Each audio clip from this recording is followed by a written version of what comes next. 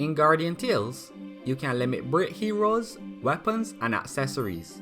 So for today's video, I'm going to share with you some guidelines you can follow when it comes time to decide who or what to limit break, starting with characters.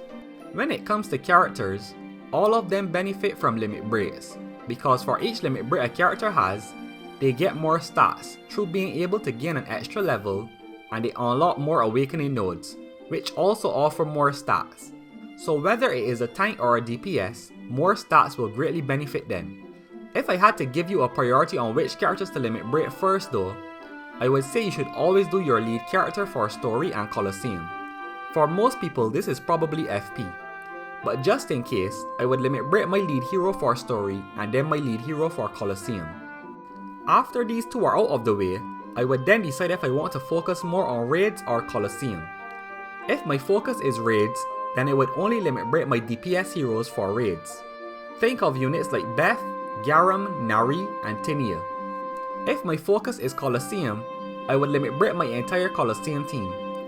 Whichever path you go though, it's going to be a slow journey, as limit breaks cost hero crystals and these are hard to come by unless you summon a lot of heroes, and I mean a lot of heroes. It takes 700 hero crystals to max limit break a SSR character.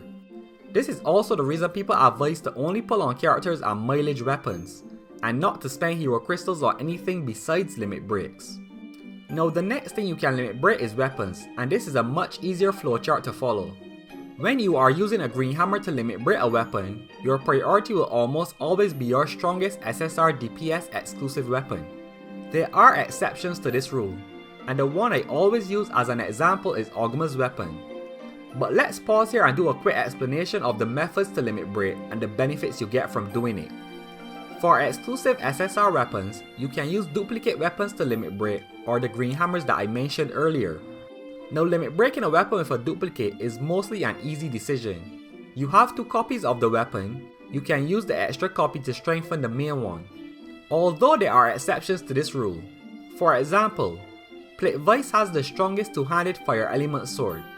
So if you wanted to run Beth on your fire raid team, having an extra copy of Plate Vice's sword would be ideal to give one to Beth. But the Minotaur two-handed sword you can grab from the shop isn't too far behind in power. So if you aren't a min-maxer for raids, you can just limit break Plate Vice's weapon with the duplicates, and make do with the alternative weapon in the case where we were running Beth on the fire raid team. As for the benefits of limit breaking a weapon, for each limit break you do, you get more stats, and when you reach max limit break, which is 5, you get a bonus stat unlocked. Usually it is a percentage attack on most weapons, but in the rare case of Ogma, his gives defense. And so this is why you focus on limit breaking your DPS weapons first, because at max limit break, you usually get an attack bonus, and attack doesn't benefit tanks or healers. Ogma is a rare exception where his weapon gives defense, so you should always check to see what is offered at max limit break. Also remember that Ogma's special passive gives your entire team more defense based on how much defense Ogma has, so limit breaking his weapon has a very big positive effect for your entire team. For non-exclusive SSR weapons like the ones in the shop, only use dupes. Don't waste your hammers on these if you even keep them in the first place. And for SR weapons and below, follow the same advice.